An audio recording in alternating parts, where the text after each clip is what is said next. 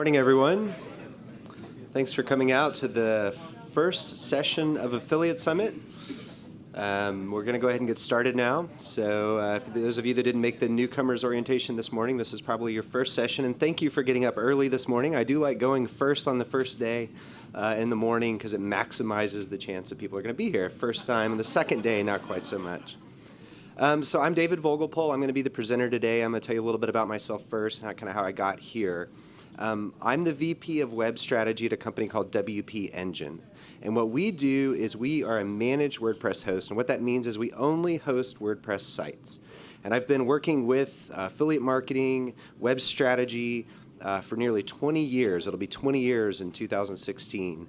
And I've been working with WordPress nearly since it was launched. I also ran an agency for 5 years called Marketing Click, where we helped, I personally helped hundreds of websites with a variety of business models, including affiliates, and helping to optimize WordPress for speed, reliability, and monetization. And so that's where I'm coming with from today. And I'm going to share a few of the tips that I've collected over the years for optimizing your WordPress sites like a super affiliate. How do you deal with high traffic, high value sites? So we're going to go ahead and jump in. So what you're going to learn during this presentation is how to easily manage your website and make it scale, how to optimize your website for search engines to attract more traffic, and then how to leverage tools with inside WordPress to monetize the traffic that you get. So the first place people start when they're building a website is the theme. Now you have two basic options when you build a theme. Option number one is that you can hire a developer or a designer to make a custom theme for you. This is the most expensive route, and the one tip I'll give you there is to hire a good developer. If you have a friend that does it for $20 an hour, you probably want to pass. What you'll find when you use developers on the low end is that 1 in maybe 5, 1 in maybe 10 are good, and you'll have to cycle through 5 or 10 people before you find a good one. What most people do, though, when they're building out their website is they buy a pre-made theme.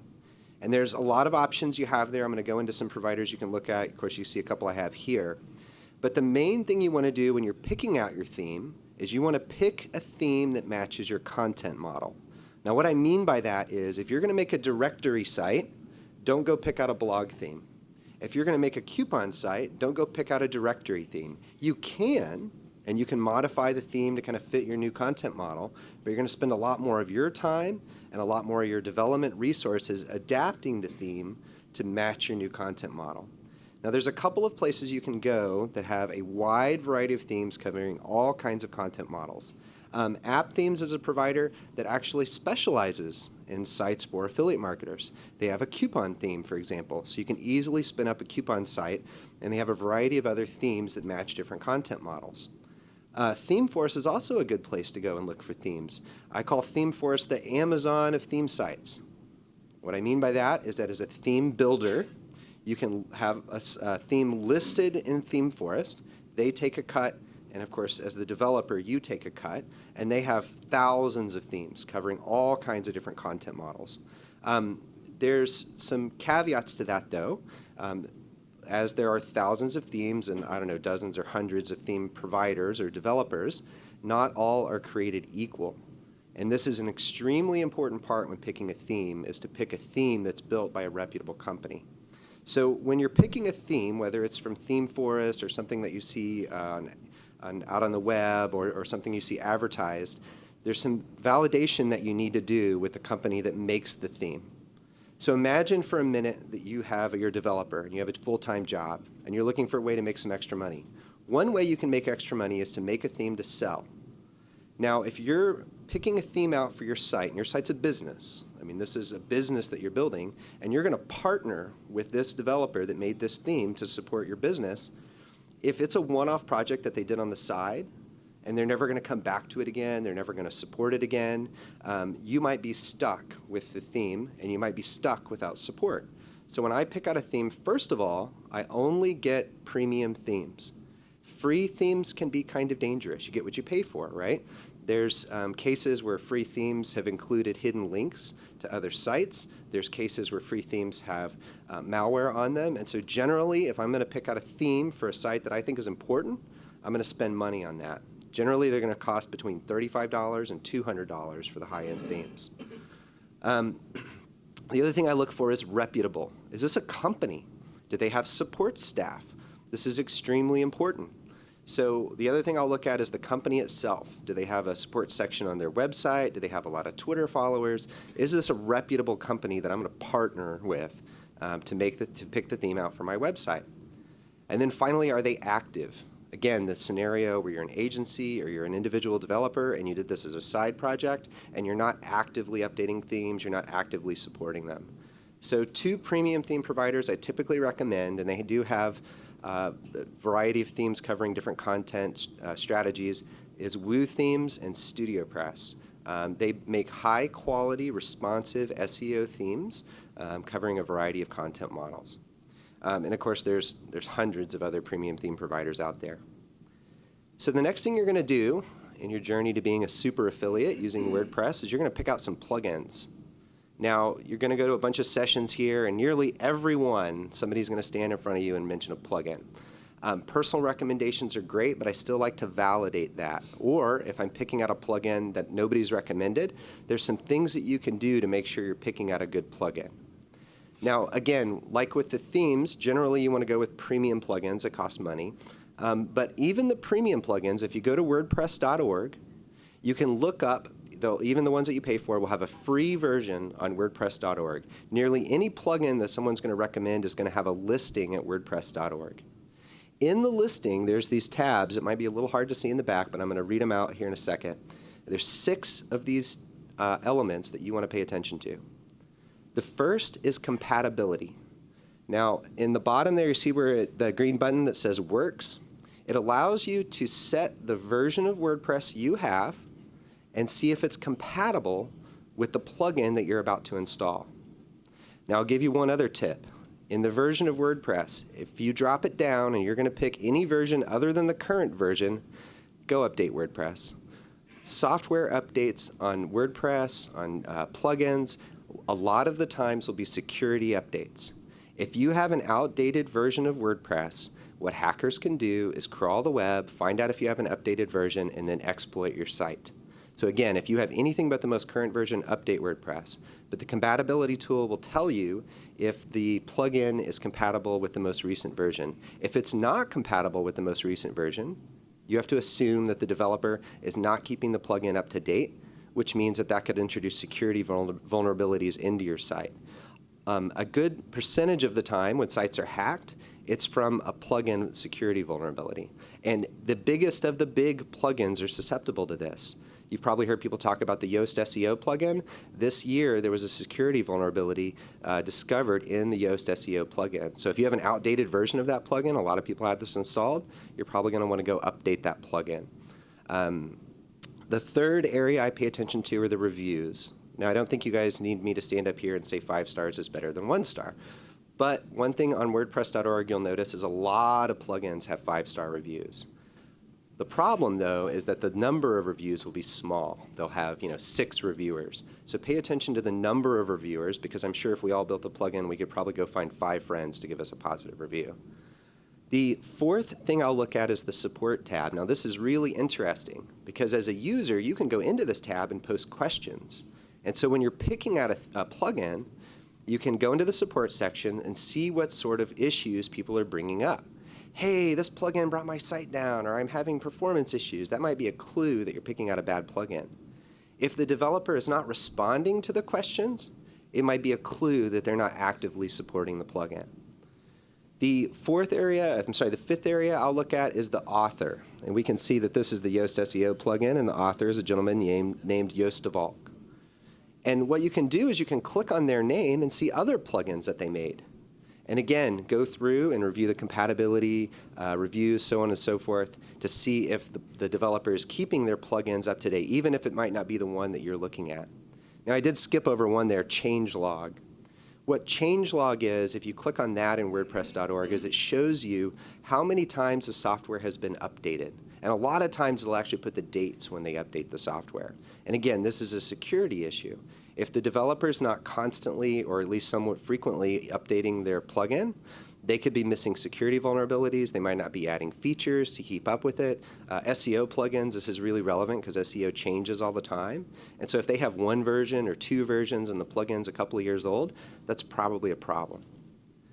And the final thing I'll check out on these directories in WordPress.org are the stats section. And the stats section shows you a graph of how many times the plugin has been downloaded. So if you see a graph with a lot of downloads and then it tanks, that might be a clue that something's wrong with the plugin. So be extra careful with plugins. The more plugins you add to your site, the more security vulnerabilities you introduce, performance issues, and the number of plugins can actually slow your site down. And we'll talk about that here in a minute.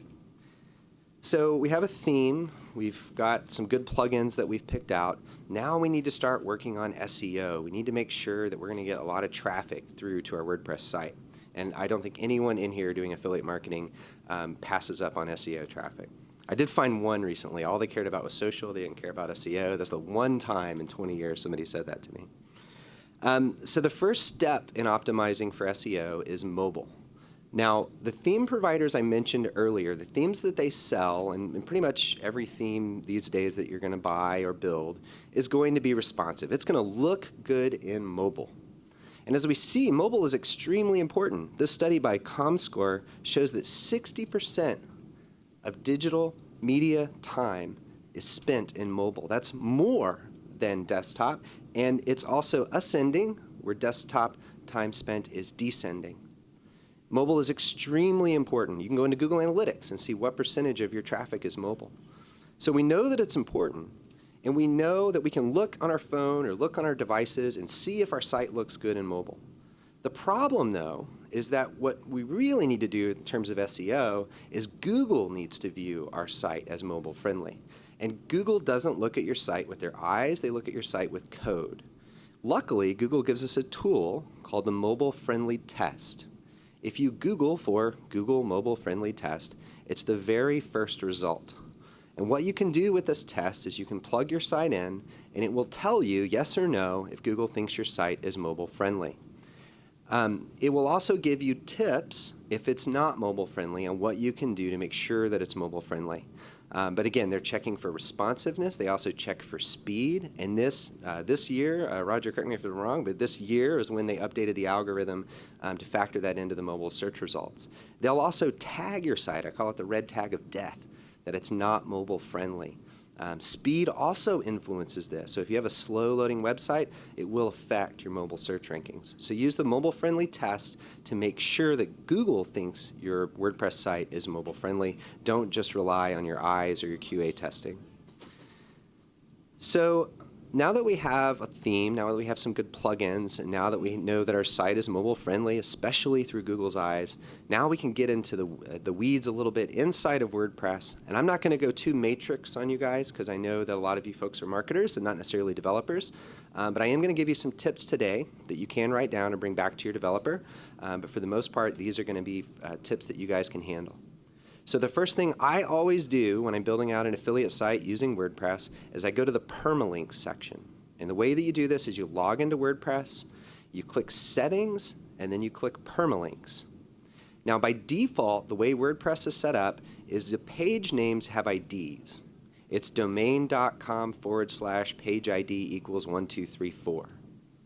The problem, though, is that's not super SEO friendly. You really want words in your URL strings. And so inside of Permalinks, you can select the setting post name, which will change those ID-based URLs to word-based URLs. And you can actually edit this on a per-page basis as well. But that will help you optimize your WordPress site for SEO in terms of your URL structure. You can also use the custom structure for doing things like inserting the category name before the post name. So you could say domain.com/category/post name. And this will help in Google Analytics later because then you can run reports that filter on that and show you the search traffic you get from certain categories, if you're tracking events, how many affiliate clicks you get on certain categories, and so on and so forth. In the category, the custom structure element is where you can set that up. I do want to warn you, if you're changing your URL structure on an existing site, you need to implement 301 redirects on the old URLs to the new URLs. Now, some hosts will bundle that in as part of the service in the admin area. There's also plugins. There's one called Simple 301 Redirects that will help you set up those redirects. Again, this might be an area you want to ask your developer for help on, but if you're changing your URL structure, you want to make sure you implement redirects on those URLs. The next thing I'm going to talk about for SEO is the Yoast SEO plugin. Now, this plugin is really funny. It used to be called WordPress SEO by Yoast, but everybody called it the Yoast SEO plugin. So a couple of weeks ago, they updated the name to Yoast SEO, and I had to update the slide for this presentation based on that. It never fails with these presentations. You always have to update something in the last week because something changes. The Yoast SEO plugin does a lot, but I'm going to talk about the 6 things I find most interesting. So how many people in here know what meta titles and descriptions are?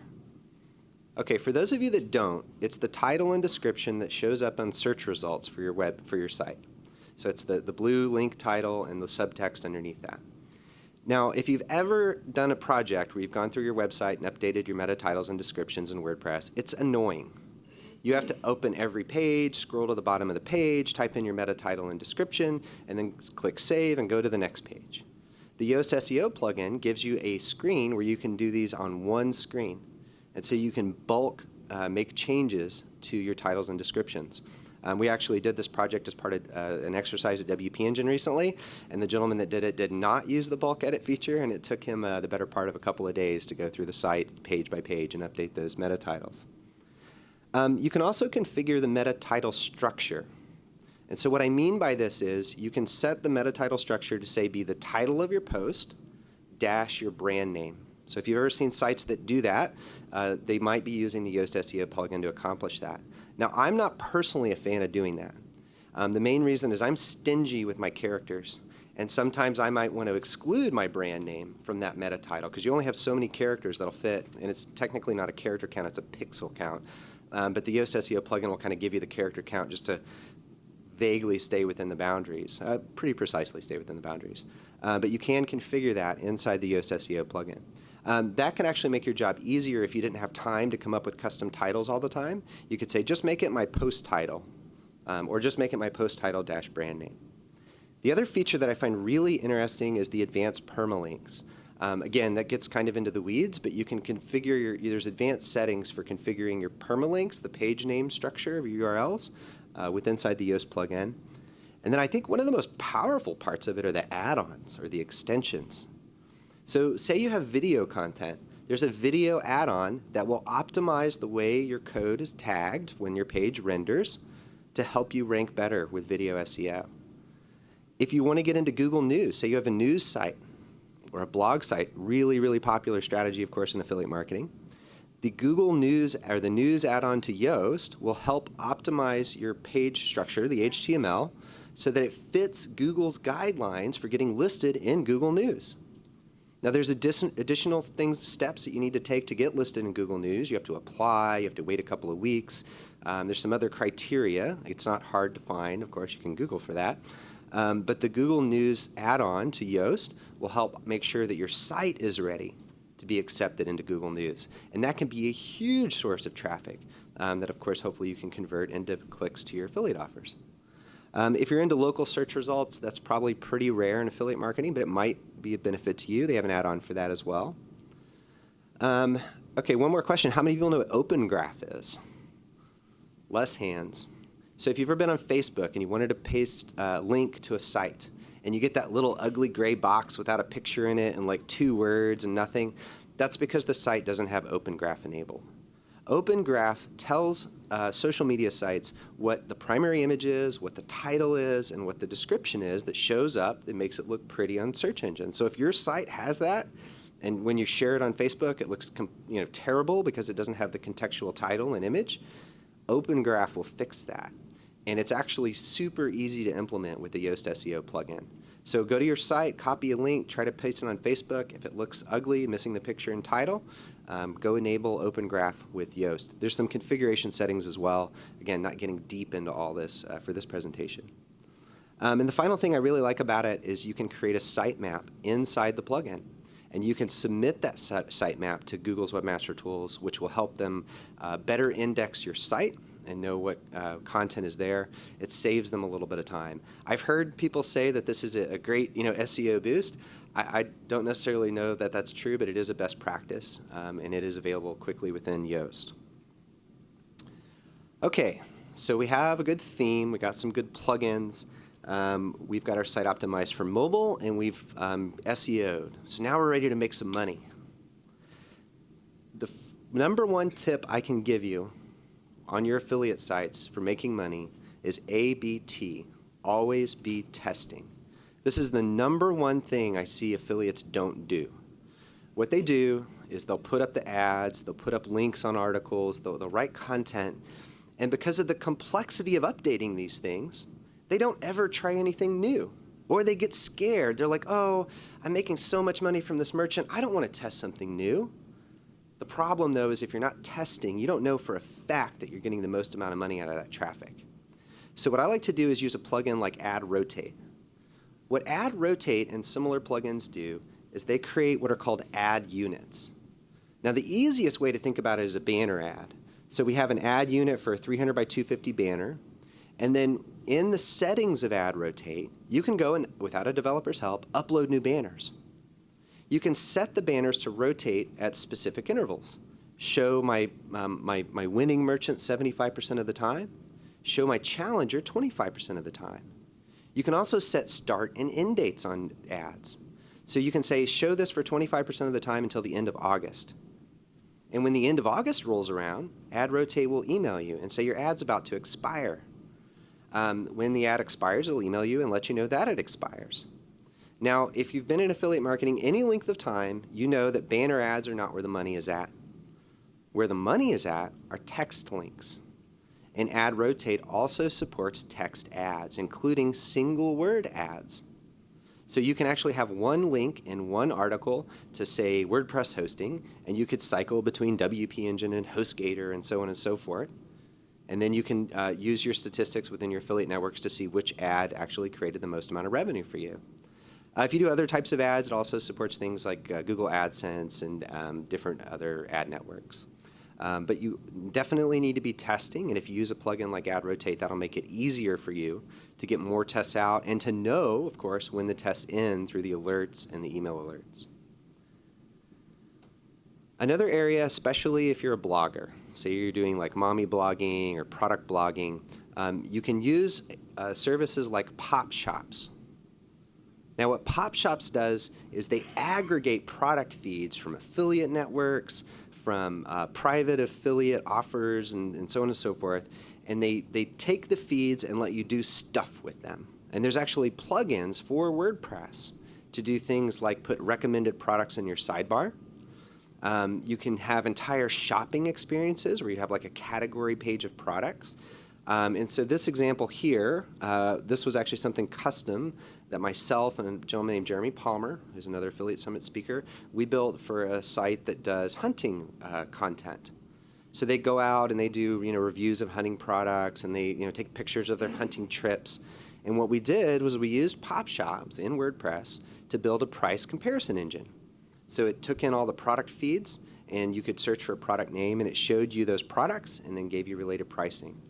So if you're looking for an interesting way to add dynamic content to your site without having to go in and update your code all the time, you can use a service like Pop Shops and its related plugins to include those elements in your sidebar and your pages. Okay, speed. Speed is super important. It's probably one of, other than your design and content, it's the third most impactful thing to your conversion rates. And let's not joke. Your conversion rates are the same exercise as your merchants. So when your merchant gets your traffic, they have to convert that traffic into visitors. And your job is to convert your traffic into clicks to the merchant. You have a conversion rate just like your merchants do. And so speed is a huge impact on that. This study is, this graph came from a study from that Walmart did. And they did this huge article on it. It was fantastic. I don't know why they felt the need to share this with the world, but I'm thankful that they did. And what we see here, these blue bars represent the number of people And as we go across the axis here, we go from, this is the load time on the bottom. So 0 to 1 second, 1 to 2 seconds, 2 to 3, and all the way down here to over 15 seconds. And as we can see in the red line, that's the conversion rate. And you can see how quickly it descends from 0 to 3 seconds. Just a 1 second change in their load time had a significant impact on their conversion rates. And so what your goal is to try to get your web pages loading under 2 seconds. And we're going to talk about how you can do that here in a minute. But the speed has a direct impact on the conversion rates on your websites. How many people are clicking on your links, sharing your pages on social media, viewing more content? If you're monetizing through CPM, that can have a huge impact on your bottom line. So speed is extremely important. Now, speed is one of these things, there's things that you can do, and there's things you're going to need help from a developer on. So when we get to the developer side, if you're not a developer, write the stuff down, go back to your developer when you get back home, and have them help with this. So what are some things that you can do to make your site faster? Well, first, and again, I was in an agency environment for 5 years, and this was a common thing people would come to us for. Our site is slow. I'd say probably 7 times out of 10, it was they were on a bad host. So you want to pick a managed host, like Pagely, or SiteGround has a managed hosting option. Of course, WP Engine, the company I work for, we have that as well. And the reason that's important is that the server software, the caching technology, everything generally about that server is optimized for WordPress. Hosts that host all kinds of different sites can't do that level of customization, and because they have to support, Drupal and other weird stuff that people write on their own. But hosts that only deal with WordPress can generally optimize their infrastructure to be faster at loading your site. The other mistake I see a lot of marketers make is posting images that are too big.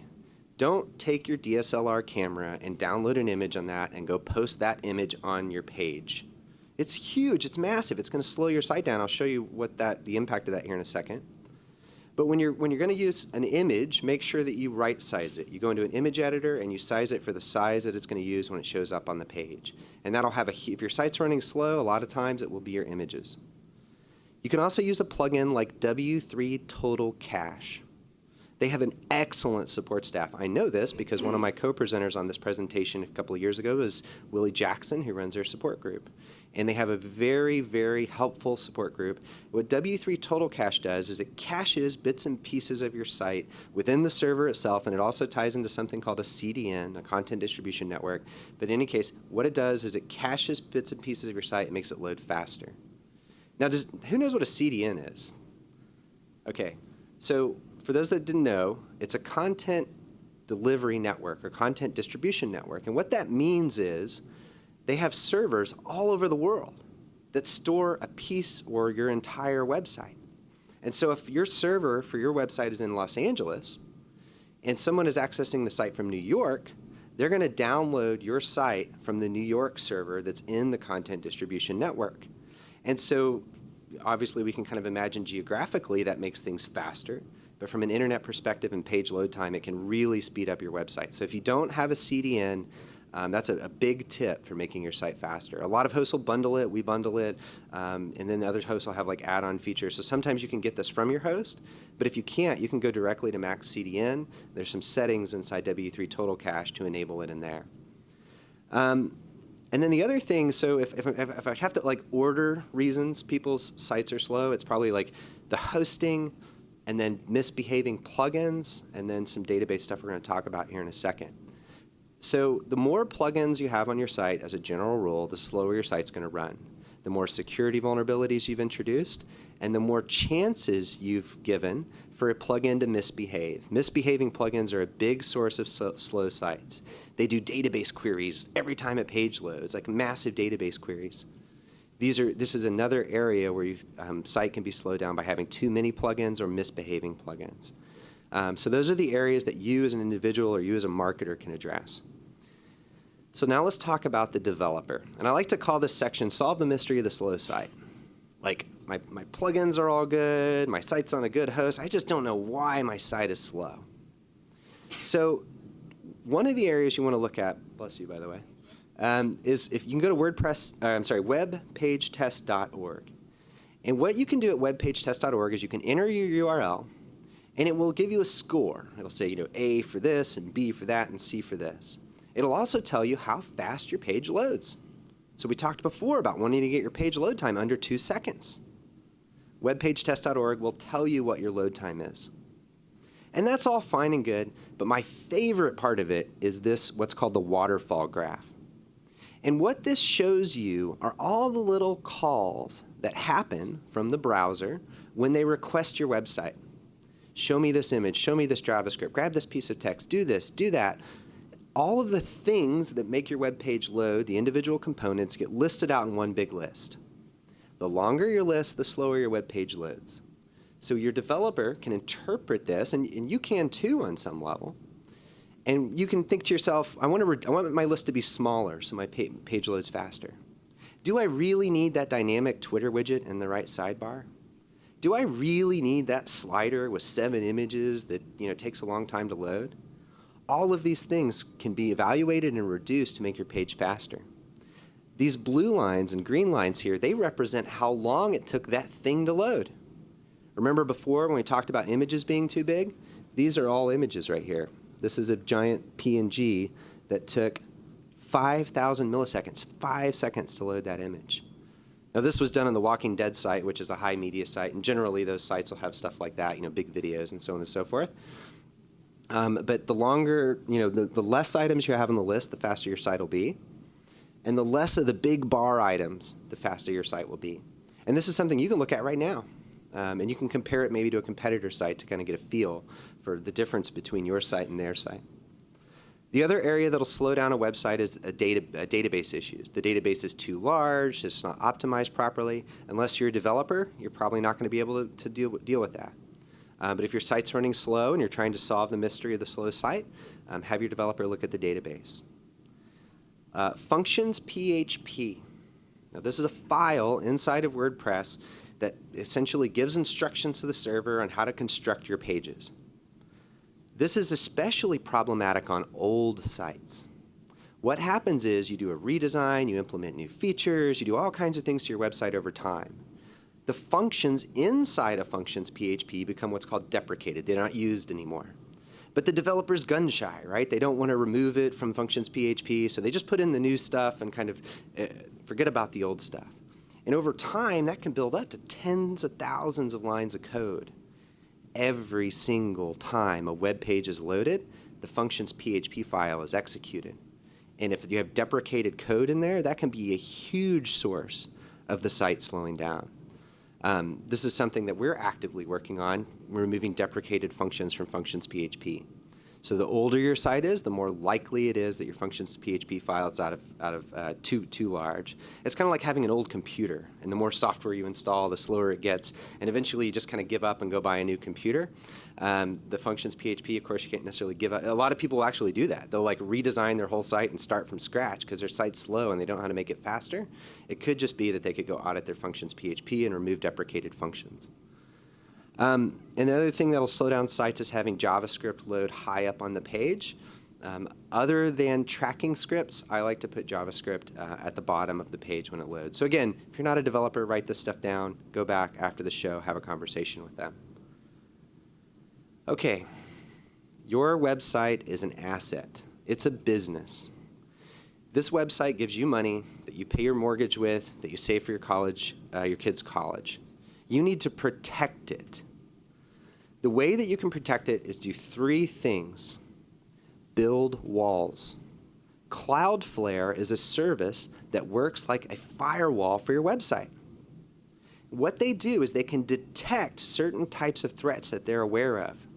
So as people attack your site from the outside, and even sometimes as your site, if it has malware on it or something, tries to attack out, they can detect that, alert you to it, and if it's from the outside, they can oftentimes prevent the attack from occurring. Cloudflare is an extremely valuable service for keeping your site secure. The other thing you want to do is you want to close doors. You want to eliminate vulnerabilities on your site itself. And if you use the service Sucuri, S-U-C-U-R-I, it's basically like antivirus for your website. So as you're installing these weird plugins from all around the web that everybody's telling you about in these sessions, Sucuri will help make sure that they're not infected with malware. And if you don't think that's a threat, I will give you a list of names you can talk to. I have a friend of mine that's really big into SEO. He installed a bad plugin, and they put essentially hidden links to adult sites on his site. And if you know anything about SEO, linking to adult sites is a great way to get your sites to delisted or go down in the search rankings. So be very, very careful. Sucuri is a service that will help you watch out for that. And then finally, update everything. Outdated plugins. We talked about the Yoast SEO plugin. And we talked about how this year there was a security vulnerability discovered in that plugin. And I advise you all, if you have that plugin, to go make sure that it's updated. If you don't, what I can do is I can go to a website called builtwith.com. And I can buy a list of tens of thousands of sites that have that plugin installed in 2 or 3 clicks. And if I was a bad person, I could use that as my list to go attack. So services like ManageWP will alert you when your plugins are out of date. And if you have multiple sites, it'll alert you on all the sites when they're going out of date. And you can actually update the plugins directly from their interface. So again, plugins are one of the most common reasons a site will get hacked, and services like ManageWP will alert you when they go out of date. Okay, so again, kind of getting to the guard your asset type thought. We also want to make a backup of your site. If you're hosting on a host that doesn't do backups, or even if they do backups, but the backups are stored in the same data center, you have to prepare for catastrophe. I mean, your income is tied to this. If that data center burns down, and data centers do burn down, hackers get into servers and destroy data. The most perfect systems in the world are potentially susceptible to this. So I always hedge my bets. Another common scenario is you've hired a developer to help you with the site. They upload it to the server. There's a problem with the server. Your site gets hosed. You call up the developer, and guess what? They've moved on. They deleted your site from their hard drive because it's been a year since they built the site for you. Your site is gone. What do you do? And when in my agency role, I dealt with this a lot, where we had to kind of replicate sites from the way they looked in the past because nobody had a backup copy of the site. There's a service called VaultPress. VaultPress is made by a company called Automatic, which is kind of the company behind WordPress. And what they do is they make a backup copy of your site on another server in another location. And they do automatic backups every night if that's the way you configure it. And so now your asset doesn't just have to exist on magnets in the hard drive of one computer in one data center. You can have it in a completely other part of the world in a completely different data center with different restore points that you can go back to. The other problem or mistake I see a lot of affiliates make, or amateur WordPress people, is not staging your changes. There's this fear in WordPress of updating plugins. Like, I don't want to update plugins. I don't want to update WordPress because it's going to break my site.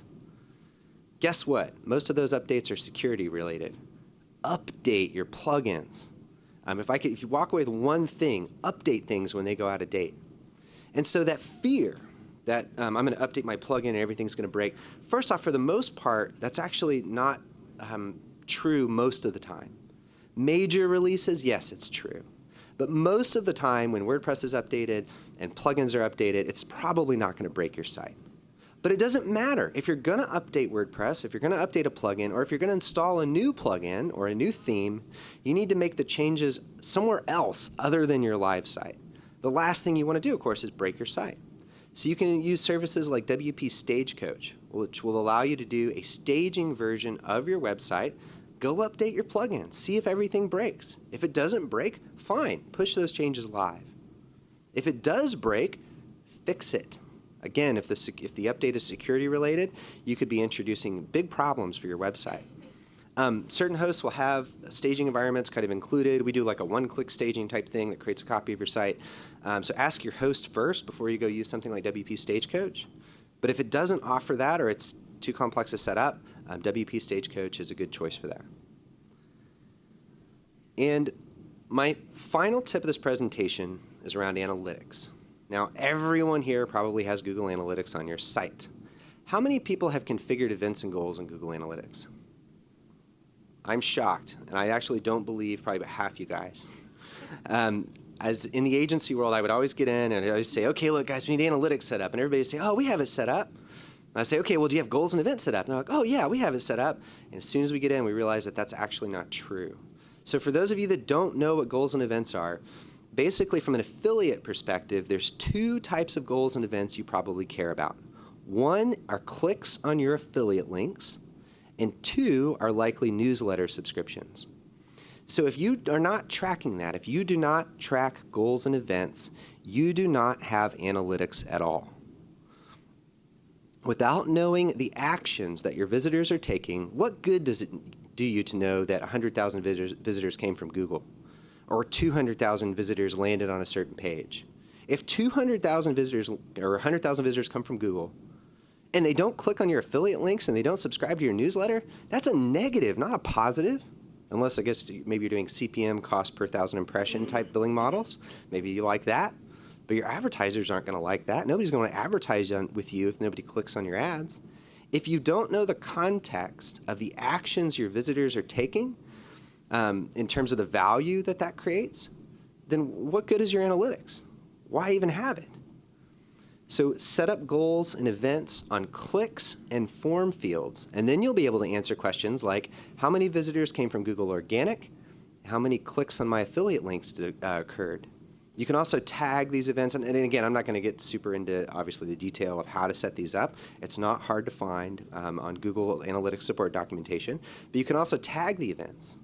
So you can say how many clicks came through my WP Engine offer, or my HostGator offer, or my Flywheel offer. And with that, you can then extrapolate back what your EPC is, earnings per click or earnings per 100 clicks, depending on what camp of affiliate marketing you're in. And then you can extrapolate the value that was derived from the things that occur in Google Analytics. I talked before about using category names in your URL structure. This is another way to get valuable content or information out of analytics, so you know what type of content was most valuable. Is my speed content more? I do all my analogies in hosting because obviously that's what I'm like knee deep in. But is my speed content better than my security content? If you use category URLs, it's easier to extract that from Google Analytics. Now you actually can stuff this information into Google Analytics. It's something called custom dimensions. If you have a really good developer, you can write that down and go back, and they can possibly assist you with that. We're actually working on a solution to auto stuff that into analytics. But for now, if you have a developer, ask them about pushing in custom dimensions for things like the article tags, and again, the categories. And this is a super common request from big publishers.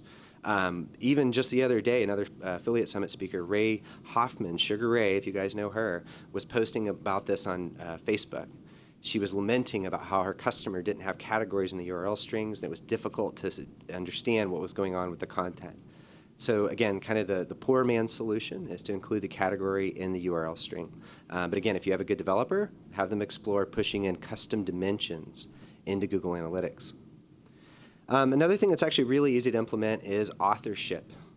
If you implement authorship on your WordPress site, within Google Analytics, you can show things like my authors that are best at driving search traffic, my authors that are best at driving affiliate clicks. So if you have guest posters, or if you have authors on staff, we do this kind of analysis a lot. Who's my best author? And this analysis can get really interesting because who you think might be your best author might not be, right? If somebody's done 2 or 3 posts, but they were like knockout posts, and they had more affiliate clicks on average than somebody else, maybe it's time to push more articles towards that person. So with authorship inside of Google Analytics, you can run reports on a per author basis. And my last tip for analytics, it's kind of funny. We get into analytics and we look at these reports. And the human brain is really designed to see patterns even if they're not there. And so as you look at these numbers and you're like, oh, for sure, this is what's going on, sometimes that can be a little misleading. So what I like to do is I like to use services like Mouseflow. And what Mouseflow does, they do the heat map stuff and things like that, which that's okay. But what I really like about it is the videos they record of visitors as they surf your site. You see the mouse movements. You see if they skip past your affiliate ads. You see if they read your content. If you want to break your heart, watch Mouseflow videos. All that hard-built content you wrote, they skip right over it. A lot of title skimming you'll see in there. It'll really make you rethink about how you lay out your web pages and what you actually think is important. I've actually discovered errors on the site. I saw somebody clicking on a link one time and it popped up a 404 message. It was on a site I was working for on the agency side. And so we immediately, of course, went in and updated the link and fixed the link. So you can actually get a lot of really interesting information out of there. I didn't put a link to this, but if you search for David Vogelpohl Mouseflow, there's an article I wrote that'll actually show you some special configurations you can do to help segment your videos by traffic source. If you catch me after this, I can also probably give you a link to it. So just to kind of summarize, what I want you to walk away from today is to take careful care in your decisions. When you pick out a theme or a plugin, pick it from a good provider, pay some money for it, and then validate that they're reputable. Take care in your SEO. Make sure your link structures are good, your site's optimized for mobile. And I've got them all written down here. Make sure to do your testing, A/B/T, right? Always be testing with things like add, rotate. Try different content types like pop shops. Make sure your site is fast. Make sure your site is secure and backed up. And again, don't forget, track everything. If you don't have goals and events configured in Google Analytics, you don't have analytics at all. And that's it. My name's David Vogelpohl.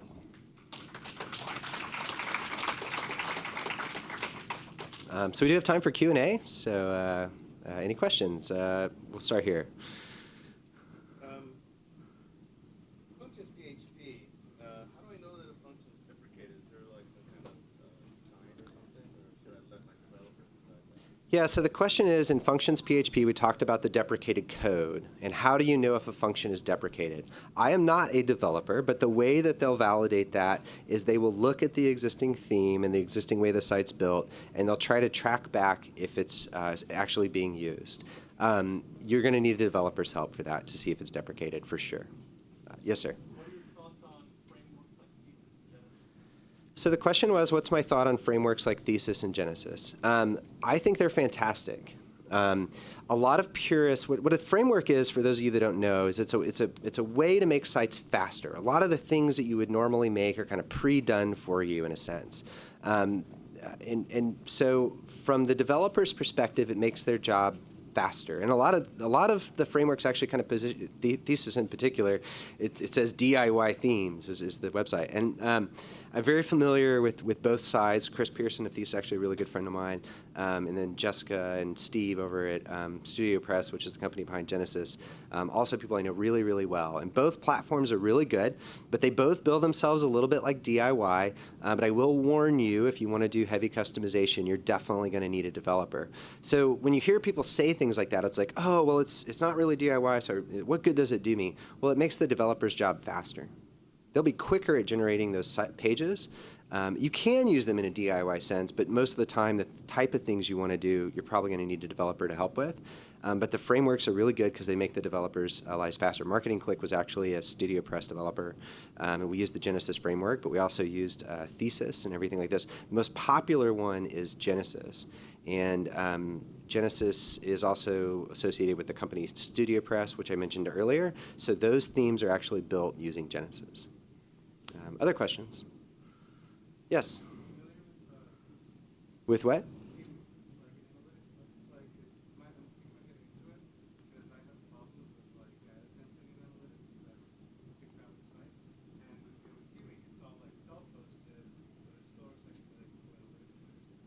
So I have to repeat the question for the audio. Yeah. The question was I familiar with a certain analytics platform, which I'm not. But the point to the gentleman's question was he asked about data sampling. Data sampling is my #1 headache with Google Analytics. What data sampling does is when you run reports, they don't actually show you all the traffic. They show you a subset of the traffic. So it'll be like 47% of so many visits.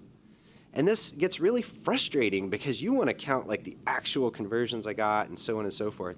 So if you're getting weird data from Google Analytics, and this happens a lot with people, they don't trust the data that they see in Google Analytics, you can use other platforms. Now, the gentleman referenced a platform that was server-side. This is the best because it's on the server. It's not relying on JavaScript and cookies and everything, just relying on that to record the data. So server-side based analytics is good. What I actually use is a service called Impact Radius, which doesn't do data sampling. It's not cheap, but it doesn't do data sampling. But one of the really good things about Impact Radius is it does multi-channel attribution. And that's extremely important. As a matter of fact, you might want to ask your merchants if they do multi-channel attribution, because a lot of times as an affiliate, what will happen is someone will click on your link, they'll go to the merchant's site, and they'll search for brand name plus coupon code. And when they do that, if the merchant doesn't account for multi-channel attribution, guess who gets that commission? The affiliate site. Or the coupon site. The coupon site gets that commission. Even though you introduce the visitor to the product, even though you convince them to go buy, they'll abandon the cart, click on a link on a coupon site, and the affiliate will get that commission. So Impact Radius does a really good job of accounting for that from a analytics perspective. So as a publisher-based affiliate, it'll tell you like, okay, the visitor came in from Google, then they came back from Facebook, and then they finally clicked on my affiliate link. But they don't do sampling, and there's a lot of other analytics platforms that don't do sampling. But if you're looking at weird data in analytics, it could be sampling. In the top right in Google Analytics, it'll tell you if they're doing the sampling for the data or not. More questions?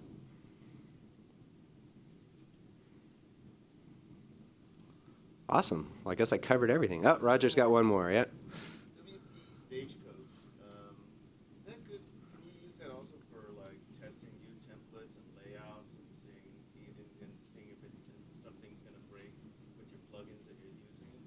Yeah, so the question was, could you use WP Stagecoach or staging in general to test new layouts and themes and templates? Absolutely. That's what you use it for. If you're going to be making changes to your design, if you're going to be updating plugins, if you're going to be updating your theme, if you're going to do anything that might break your site, you need to do it in staging. You know, new blog posts, no, of course, right? Like do that on your live site. But if you're going to make structural changes, design changes, don't do that on your live site. And make a backup of it, of course, when you push it live to your server. But again, remember, ask your host, because a lot of times it's actually really easy through there to do it. WP Stagecoach can be a little tricky. I haven't used it personally, but I've talked to some folks that have, who I trust. Of course, I wouldn't make the recommendation otherwise. But generally, I do it all through the host or through a separate staging server that I actually set up or have my guys set up. I'll go him because he hasn't asked a question yet. Yes, sir. Should you use a caching plugin on your sites? Yes, I recommended W3 Total Cache earlier, which is a caching plugin.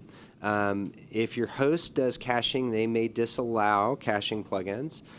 We actually don't allow W3 Total Cache because that's actually baked into our system, so you might want to talk to your host, but W3 Total Cache is a good choice for that. And Daniel, go ahead. I'll get to you next.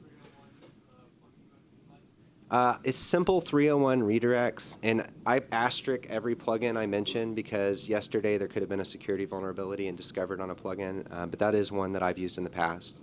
And yes, sir. So you just kind of started answering part of my questions. We talked about all these layers, right? The caching plugin, Cloudflare, security. I think for most people starting in that world, including myself, it's like, how do you layer them the right? So there's a lot of overlapping settings. Things just start getting lost in. Am I doing things wrong because it sounds like it's the same thing, but it's not? Yeah. So. The overall part is so does WP Engine help simplify that in any way, or Yeah. you live with that no matter what host you have? So the question was, there's overlap.